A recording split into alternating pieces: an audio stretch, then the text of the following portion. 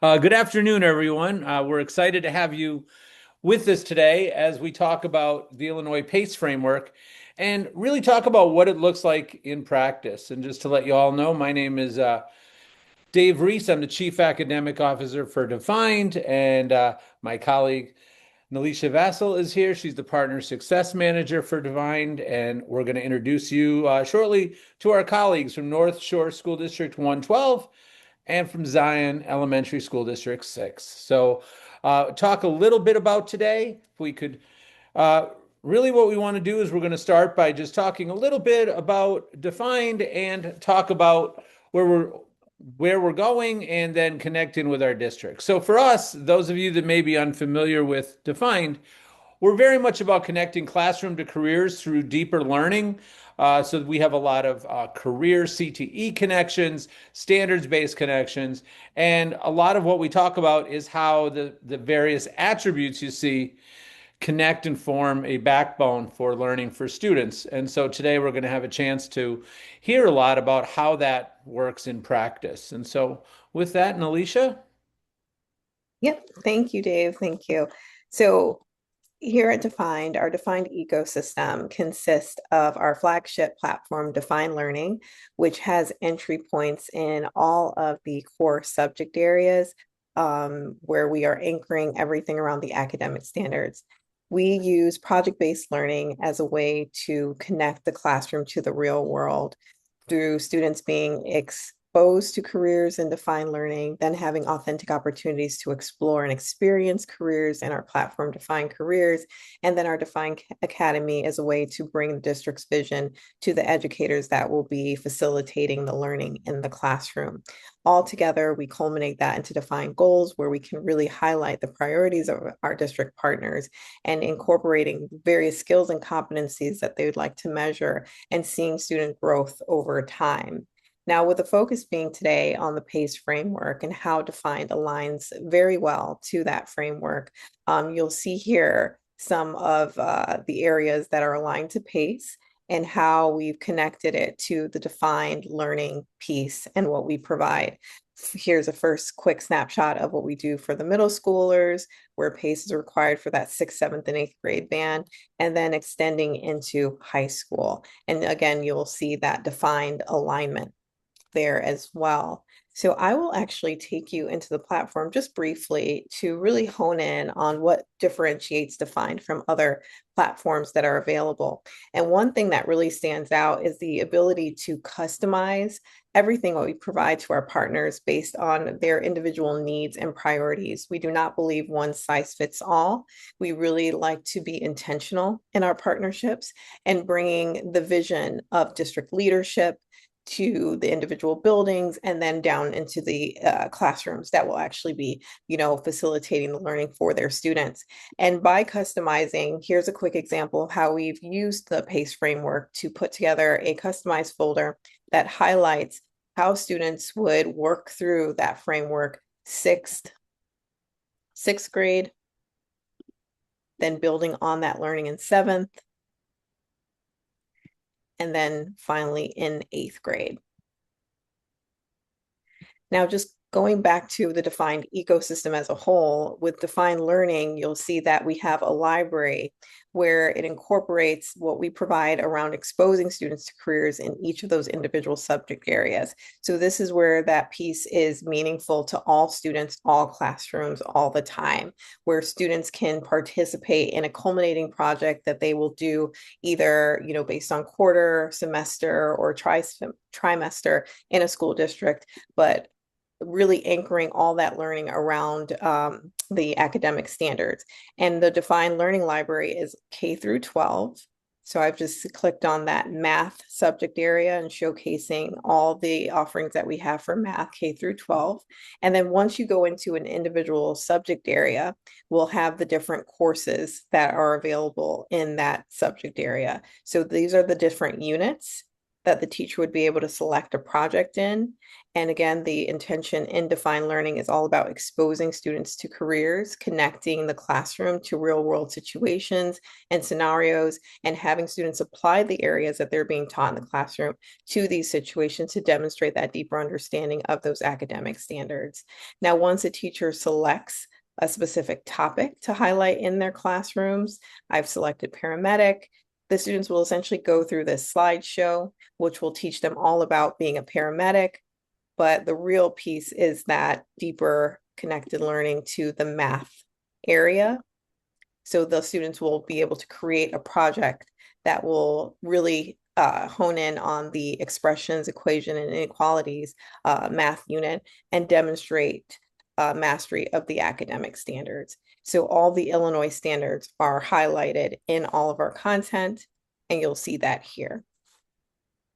We, again, give students the ability to learn more about careers and really intentional in their exploration and experience in careers. So if they've done this project in math about being a paramedic, they would be able to see other pathways aligned with the career of being a paramedic and have the opportunity to learn more about that career.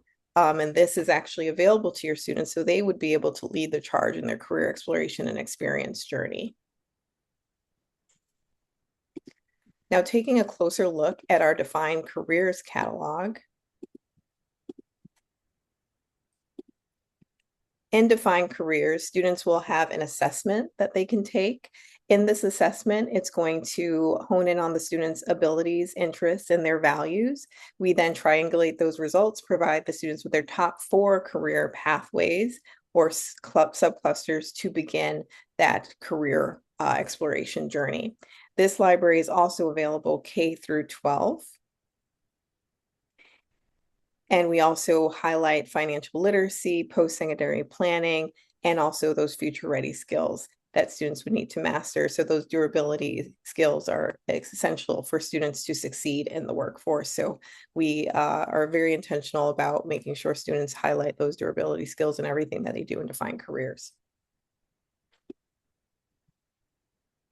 So today we will actually have 2 of our current partners sharing their experiences with defined learning as well as defined careers and tying it all together of how they've been able to prioritize their individual district vision and how they're utilizing our platform in order to accomplish the initiatives and goals that they had around career exploration and experiences. So with that said, I will turn it over to our partners at North Shore School District 112 and Lexi as well as Kim. You'll be able to start sharing. Great. And Lexi and Kim, if I could just briefly, before you start sharing, I just want to introduce you to everyone. And so we're excited to have Kim Mollerdino, who currently serves as the curriculum coordinator in North Shore. Her role includes overseeing the K-8 social studies, science, PE, and fine and applied arts teams district-wide. She's busy. Prior to joining North Shore, Kim served as an assistant principal, technology coach, and middle school ELA teacher. She's passionate about helping students to connect learning to real-world pathways and build the confidence and skills needed for future success. And we also have Lexi, who's a curriculum coordinator for North Shore, and she oversees K-8 math, accelerated programming, student assessment, and the instructional use of technology. She draws on her experience as a math instructional coach, interventionist, and classroom teacher, leveraging data-driven strategies to strengthen curriculum and supporting students in becoming informed global citizens through real-world applications and preparation for active, productive roles in society. And what I'd just like to ask everyone on the call today is if you have any questions for North Shore or for Zion coming up next, please just put them into the chat. And when both presentations are over, we'd be happy to take them and answer them. So with that, Kim and Lexi, thank you so much. Thank you.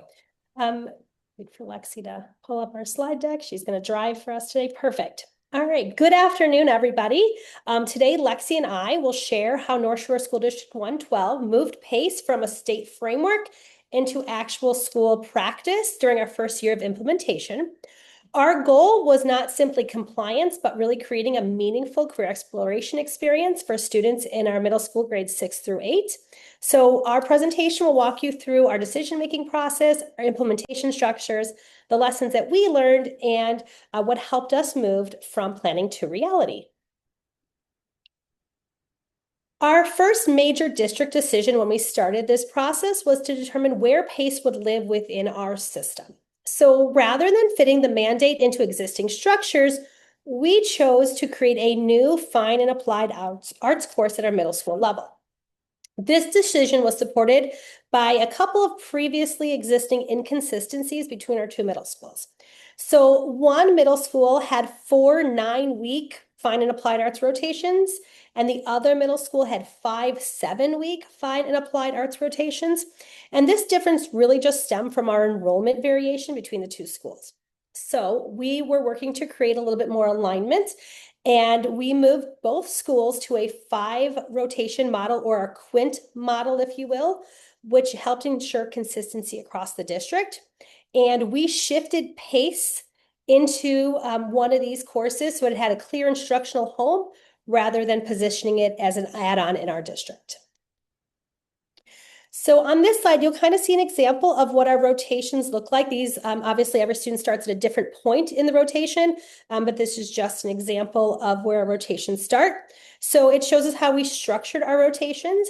Students rotate every year through music, art, STEM, communications, media arts, or CMA, and now PaCE in a 7-week cycle.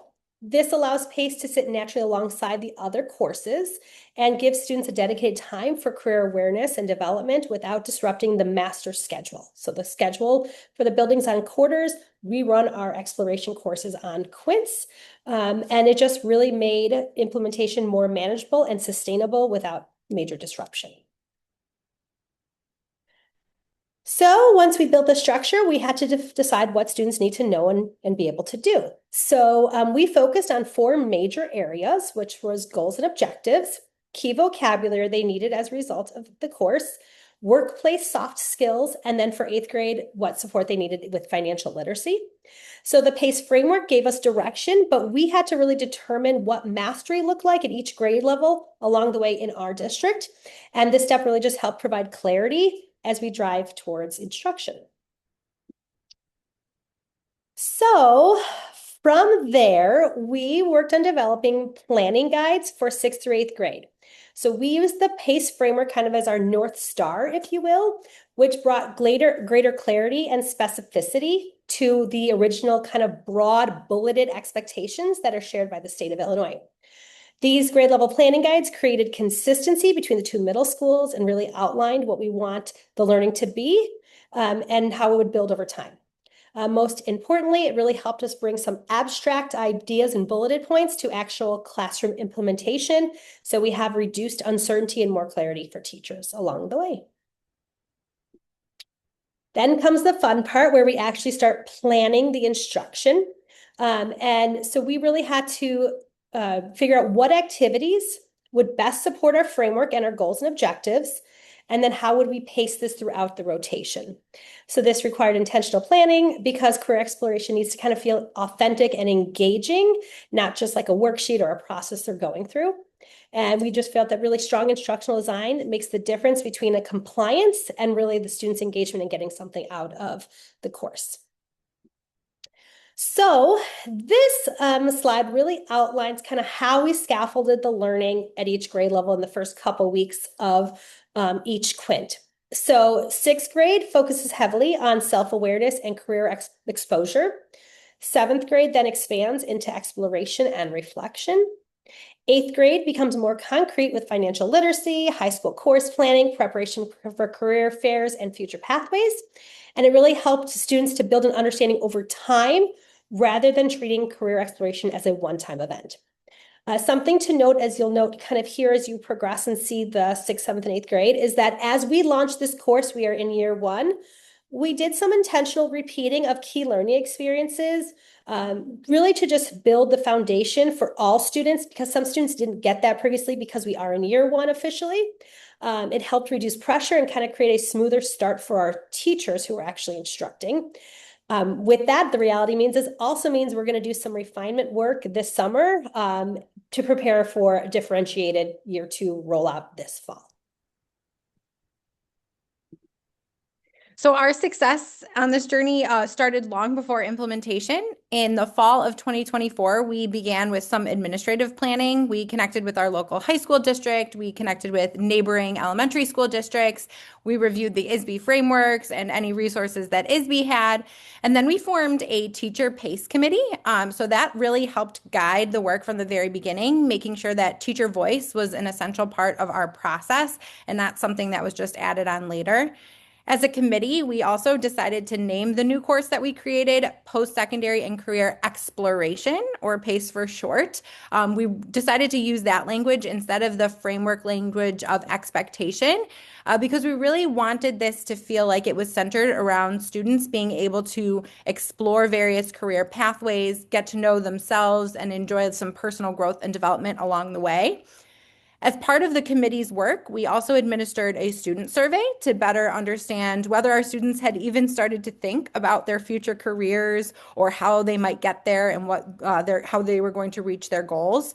This really helped us to also elevate our student voice in the planning process to ensure that the course was really designed about the actual student needs, their interests, and awareness gaps rather than just sort of relying on our assumptions. The teacher PaCE committee also helped us to review resources. They provide input on the course description. They helped us analyze those survey results and then really prepare for the launch of the course and for some Board of Education presentations. All the different survey data we had helped us to guide conversations around what do our students really need most? Do they really need to understand exposure to career pathways? Do they need to understand what their post-secondary options are or how to develop some of those workplace readiness skills? Then by March of 2025, we were seeking formal approval from our Board of Education on both the course and on the resources that would be used in the course. This early planning really created for an even smoother implementation later on. Once we had approval secured, we moved into execution mode. So we selected our PaCE teachers. We provided defined careers training for those teachers. We held some summer planning days that we really focused on our scope and sequence and some of those PaCE planning guidance documents that Kim shared earlier. Then our initial implementation began this fall in August of 2025, and we followed that up with regular team meetings at the end of each of those quint rotations. So at the close of each of those rotations, our team of 4, the 2 PaCE teachers, 1 from each middle school, Kim and myself, come together to reflect on student learning, discuss what was working well, and identify any necessary additions or revisions to the upcoming PaCE cycle.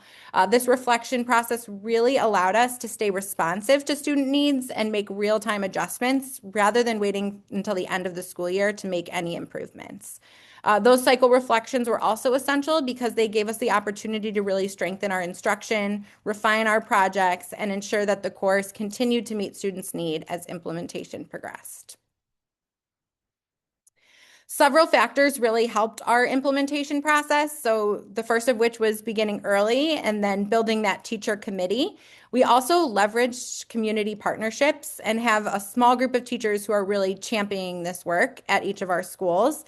I would say one of the most impactful partnerships is leveraging our community, our local community. We've been bringing in professionals from different career fields to speak with students about their jobs, their career paths, and real-world experiences, giving students direct exposure to careers they may not have otherwise considered, and really helping them to make career exploration feel relevant and authentic to them. We've also partnered with our local Lake County Regional Office of Education for our 8th grade career fair. We've partnered with the College of Lake County Technical Campus for Future Quest programming with defined careers for our career assessments and projects. And we've noticed that PaCE really works best when it extends beyond just the classroom to real people, real pathways, and real experiences for our students. Finally, we also just want to share some free resources that also help to support our work and can hopefully support yours as well. We really leverage the ISB Career Guide, the ISB K-8 Career Exploration and Development Resources webpage, Illinois Pathways, Career One Stop, ONET, and My Next Move. None of this really needed to be built from scratch. We took a lot of really strong resources, including defined careers, They already exist. We just really needed to be intentional about coordinating them to create and bring them to life for our students. We hope that sharing this first year of our implementation journey can help some of you support your PaCE implementation as well.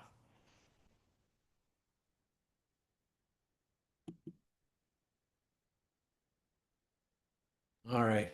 I knew I would forget that. Thank you so much. And I just want to say the setting the stage for success slide is great. I mean, that can guide anybody who's getting ready to roll. And also the free resources, fantastic. Free is a great word. And when they're valuable and important, that's really helpful. And just so everyone knows, as you shared that in the slides, when we're done today, everyone who participated, along with those who registered but couldn't attend, will receive a copy of the presentation and a link to the webinar once it's posted on the YouTube channel. So everyone will be able to take those and be able to get them right away. So thank you all for sharing. So with that said, what I'd like to do is now turn it over to Zion Elementary School District 6 and their educational leaders. And first, Kerri Gilbert, who's an instructional program coordinator with over 22 years of experience specializing in student-centered learning, design, and program development. She holds dual master's degree in curriculum instruction and educational leadership with a core focus on project-based learning and educational technology. Kerri leverages this expertise to empower educators through the strategic design and implementation of robust middle school career and technical education programs. And next is Katie Patton, who is an instructional technology coach who specializes in innovation, STEM, and CTE integration with over 10 years of experience across pre-K through 12. She previously taught ELA and holds master's degrees in curriculum instruction and educational leadership. Thank you both for being with us, and we'll turn the slide deck over to both of you. So thank you. Thank you, David, so much for having us. And we are very excited to be here. So I'm Kerri, as David mentioned, and I'm here with Katie, and we're representing Zion Elementary School District 6. We are in the third year of implementation in our district for our CTE program. And really, when we started, just some background in our district is that we have a large portion of our school districts that are EL learners. We have a large portion of low-income earners as well, and free and reduced lunch students, as well as we have students who have struggled in ELA and math. So we have a lot of challenges that we're facing in our district. So when we were faced with the opportunity to build a CTE program, it wasn't just about building a CTE program, it was figuring out how many problems can we solve at once. And so one of the things we were looking at is we really had attendance issues at that time. So how could we create a program that helps provide high interest to students and helps foster the talents? There's a lot of work that goes into the math and ELA realm where there's kids tend to struggle and they just get more and more of that support. But how can we take that in a different way and foster the talents and build those skills so that they want to come to school? Well, at the same time, building the career and college readiness skills that the PaCE framework is aligned to do. And at the same time, meeting some of the state mandates that we have as middle schools in general. Like, where could we take some of those mandates and mesh them together? So things like the computer literacy standards or the tech standards, the tech mandates, the health mandates, career education, like different things that are other mandates in other areas. Where can we put all of this together and kind of come up with what we call CTE? At the same time, our high school also has a very robust CTE program that they've developed over the last few years. So like leveraging some of what they're doing as well and build a foundation that can go into that program successfully. So the first thing we did, and this was 3 years ago, we really looked at the PaCE framework that was coming out. It was still very new at that time. We had been invited to our ROE to attend a training where they just rolled it out. And we were like, let's just look at that and kind of build from that. And so we built out what are our goals with that, with in mind that we want to kind of solve multiple problems at once. And we came up with our own framework and kind of this shared vision. We then we had the opportunity to build out a new class period. We were adding a class period to our middle schools. And so we weren't totally sure what that was going to look like. So I was given some leverage to kind of use that time, that new period. What would we shape that into that would hit all of those things? High interest for kids, state mandates, as well as the CTE or the PaCE expectations. And so we mapped out two semester classes for 6th grade, 7th, and 8th grade. And so we have in our 6th grade program. We have a digital citizenship class, which hits the technology for a lot of middle schools. That might be their tech component of their specials block. We also then have a languages and cultures class. Now, first we had a Spanish class that kids would take 1 year of Spanish or 1 semester of Spanish, but we didn't have any follow up. So we had a lot of complaints that they would take this class and then what? Wait till high school. So we changed this class to actually be an intro to world languages, where they research all kinds of languages and talk about the challenges with communication when we all speak different languages. So we shaped that a bit. We had a health for 7th grade. Contemporary world issues is kind of like a speech or communication class. So it's supporting a lot of the ELA standards at the same time and some of the social studies mandates that are built into our state mandates. And then 8th grade, we have a general technology class and career exploration as a whole semester long course. So in identifying, these are the courses that we can, some of them we already had and just needed to shape, and some of them were new. We molded this into our schedules. And then we decided what could be our focus that brings them all together. Because one thing we also struggled with 3 years ago was teacher retention. And when you have a lot of singletons in your school, you tend to have a lot of teacher turnover, or they don't feel like they have a team, or they're left all alone. So we like, how can we unite the health teacher with a technology teacher? Like, what could bring these teachers together to feel like they have a team? And so we decided to go with the ISTE standards and the ISTE focus as a uniting factor, as well as project-based learning, which Katie will talk a little bit about as we move forward. And so in using those two things, we're like, we can train them on ISTE and the standards, which hit on a lot of the typical job skills and future ready skills that jobs expect, like collaboration, critical thinking, communication skills. And then we can leverage project-based learning to really work on those job skills within the classes. And that's where our connection with Defined came in. We knew as we were rolling out a new program, we really needed essentially a background where teachers could pull PBL projects that were already developed, that they didn't have to put a lot of time into developing themselves, and still do them effectively, while at the same time learning how to do project-based learning. So we used it both as a PD platform for them to learn as they teach, as well as a lesson resource and unit planner. And so we identified specific projects that would make up our students' portfolio. These are not the only projects they do, they're just some samples of what we do. But the ones that are boxed in blue are ones that come straight from Defined Learning. And so we also use these to track. So just as Naleisha said, we've made a custom curriculum within Defined using these projects where teachers go to that section and the kids complete their assignments there. And then we're able to track and collect data on how they're able to gain these career skills. And then each of these courses we put together, and this is just a sample, but each unit has multiple careers that students are exposed to. So even if they're in a health class, they're leaving health class by having seen at least 15 to 20 different careers related to health sciences and other fields. And so the next step we did is try to figure out what is this vertical alignment going to look like if we're connecting these two specifically to our ISTE standards. And so what does a 6th grader do, 7th grader, and 8th grader, and how can we align that a bit to PaCE? And so by looking at the ISTE standards, even a lot of them are developed specifically with technology in mind, but really they are more along the lines of the design process, selecting the right tools, breaking down problems, and exploring real world issues. So we selected the priority ones that we wanted to make up the backbone of our program, and then figured out what would that look like in 6th grade, what 7th grade and 8th grade, and how does that align to the career. So again, hitting a variety of different ways to tackle the PaCE framework instead of just tackling one problem. It was how do we solve multiple issues and hit multiple areas at the same time. I'm going to turn it over to Miss Katie, who's going to walk you through a little bit of the actual implementation.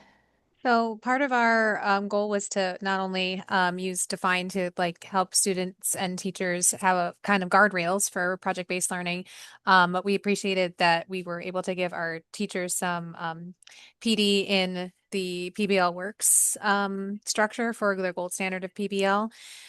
So that kind of drove our focus for instructional practice. So we had gotten in place like, here are the projects with Defined Learning, here's our goals, here's our standards. How do we teach this? And so we worked on kind of breaking it into essentially the design process and what that looks like for teachers and what that looks like for students. And so on the one side, we have the teachers launching the project for students, which is a big area we focus on this year is launching projects, helping students build knowledge. Then they would work through developing and critiquing projects through those critical thinking and feedback loops. And then students would get the opportunity to present, preferably outside the classroom. And then the students really honed in on their design process through brainstorming, research planning, creating with that iterative feedback loop, get feedback, improve, and then finalize through their presentations. A couple of things that we pulled from defined strategies through our professional development work with them is the GRASP model, which is giving students in their project the goal, the role, their audience, the situation, and then the product that they're supposed to produce. So we've really been honing in on breaking down the task as part of their instruction, and then having those feedback loops with check-in questions as part of the design process. Then we, as a team, I'll get to this in just a second, we started to come up with some custom rubrics for those products based on our future ready skills that we decided were important to us as a team using those ISD standards that Kerri just talked about. And I would just to add to that, that part of the grasp is where, and we pulled this straight from Define's project setup, but one of the strengths of it is that it's where we introduce the career. So it's like you've been tasked to be an ice cream developer. Like it has the very specific career that's launched to them right in that get-go. So all of that exposure to the career is given to them in the beginning in that project launch. And then the project is where they then get that taste and what it's like to be in that job. And a lot of those reflection pieces come of do you like this or not, like through the project. So it's a lot of not just the exposure, but you're actually getting a dabble into what it means to be in that career area in each of these classes from 6th through 8th. Mm-hmm. So when we chose our ISD standards, we talked about how these were our future ready skills that applied to all of our subject areas that we're covering in the CTE program. But we liked how Defined called them future ready skills. So we kind of married the two, like what ISD has as their standards of expectations, and then the defined learning rubrics for future ready skills, and mush them together so that we had a way to communicate like actual standards of learning, but connect them to future readiness. And lucky for us, mostly because of Miss Gilbert, that we were able to inspire kind of a part of these learning skills would be part of our strategic plan as a district. So not only are we coming like together as a team to advocate for these future ready skills within our program, but now they're also being supported by the strategic plan across the district, and that was rolled out this year.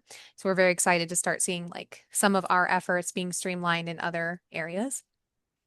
But with coming up with this, we were able to connect with Defined, and they were able to help us put together our portfolio that Kerri talked about earlier of those projects we highlighted in Defined learning, and we set defined goals by customizing this rubric right here in the platform, so that when students are submitting to their portfolio, our teachers can assess all of them using the same rubric, and we can track how students are doing in these areas, which is really great because we have assessments, we have assessments for ELA, we have assessments for math, we have assessments for science, but it's hard to say like how are our students growing in collaboration, in communication, in critical thinking, in perseverance, and we're able to capture that through Define. Now, I will say that our assessment is qualitative, so it's really anecdotal and observant and like through observation. But there are opportunities for us to collect like now a qualitative piece to that or a quantitative piece to that as well. And something else with this that has worked in our favor is that our teachers in all of our specialty areas, because I also oversee a variety of other specials groups and explore and elective groups, we tend to encourage them to be doing grades that are content and application of skills, right? So you have content knowledge, that they understand whatever's being taught, but then that application being important. But by giving them a tool to say a big part of what you're doing, whether it's music or art or PE, is teaching kids to communicate or collaborate or critically think about something. Here's a tool you can use to evaluate that. It's now we're starting to use this in other areas as well. And so it's helped our CTE team, which again, before used to be considered singletons, are now a team, and now they're leading the team within our district to help others understand how you could evaluate collaboration. And so it's been powerful in that sense as well. So we wanted to show some of the things that we've been, the projects that the kids have been utilizing in our program. And most of them deal in, again, the following the design process and then applying those skills to some real world authentic experiences. So in the top row, we have top row first picture is our students working through programming a circuit. Then we have the middle picture and then in the bottom right picture are both what we call our tiny houses for their architecture unit in career explorations, where students do some interdisciplinary learning with not just like architecture and design, but also actually worked with measurements, which was a really kind of funny experience. And then our students in health in the top right-hand corner, we're exploring two different markets across the world. So they did one in the US, like a traditional US grocery store, and then a fresh market in Vietnam.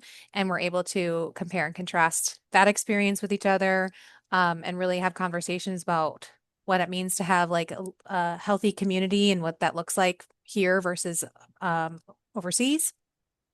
In the bottom left is our Top Chef competition, where students got literal hands-on experience in a kitchen cooking pancakes.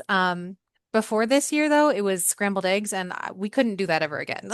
None of us could eat eggs after that. So we went with pancakes instead, which is more palatable, I guess. And then again, the next picture over is another experience with the design process. The students were tasked with building a back scratcher with very few materials. And that was kind of their constraint, like how do I build something with very few materials? And then this last or the almost last picture is one of our feedback loops. So we call it Tag You're It, where they go through the three modes of giving feedback with their classmates based on their project work. So it's just a lot of fun. And I know we're talking a lot about middle school, but some of these pictures you'll see are our 3-5 students. We've brought a lot of the CT components and the ISD and just the idea of the design process into our 3-5 tech classes. And now our K2 as well this year too. And so they're just getting the exposure to the design process, the terms, collaboration, communication, vocabulary. They're not so much hitting on the careers yet, but that building that foundation so that when they get to middle school, they can dive more into the careers since they have gained the processes. So just in terms of like our plan and how we're now moving into year 4 next year, is really year 1 was about developing our shared goals and visions and figuring out what classes we could do this in. Like, could we add in classes as North Shore did, adding in a class, or could we add it to already existing classes? Those were our early conversations, figuring out kind of which standards we were going to use to align everybody together. And while it's ISTE as the standards, project-based learning is really the backbone of what we're doing and how teachers deliver that and the methodology they use. So those two things together are what unite our team. And then we started doing the first round of training and coaching in the summer, similar to as North Shore had explained.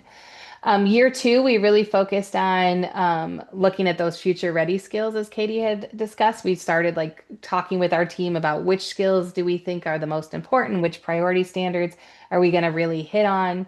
What are some ways we could even assess these? So a lot of that work of building out those future ready skills and that assessment happened with our teachers during our institute days, early release times, team meetings to really figure that out. We also in year 2 did our first career fair on our own.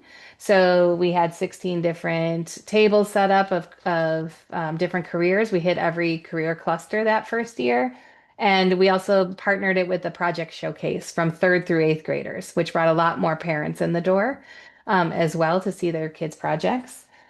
This year being year three, we really dove into specific areas of the PLC process in terms of we really zoned into collaboration was the key one that our team wanted to really discuss and figure out how are they really assessing this. And then we rolled out a strategic plan. So also a lot making sure all of our stuff aligned with that. With the pre-PBL process of this, it was how are we doing our project launches and how are we setting up our project walls at the beginning so that the kids create work plans so that they can go back and track their work. And then how are we expanding our guest speakers? Our career class especially has a guest speaker almost every unit now. So they have a guest speaker that comes in, they have a project, and then they do a project through defined, a career, I'm sorry, career through defined in that cluster.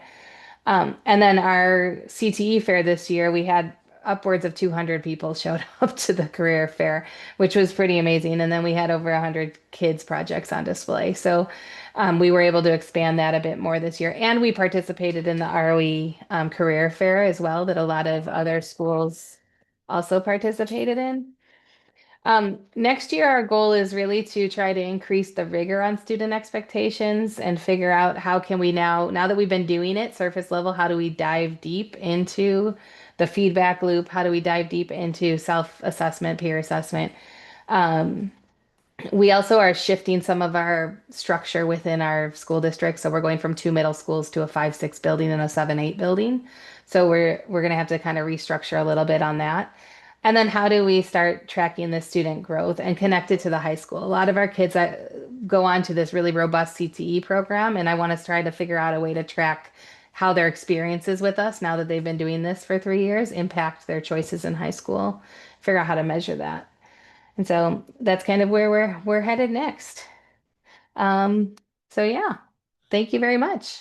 All right. Kerri and Katie, thank you so much. I was really taken with the pictures, right? Pictures can say 1,000 words, right?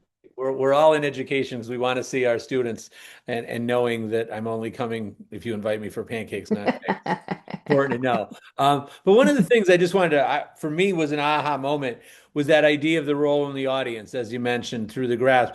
And then as you said about eating the eggs, as much as that was very funny, and we all have been there, I kept thinking about the idea of the public product, right? So Mhm. what made it special for the students was the fact that you all were going to eat it. So bringing those ideas right together, and so you have the people coming in, and I just was thinking the people coming in the units, having the projects, be evaluated as we use air quotes Mhm. by the public.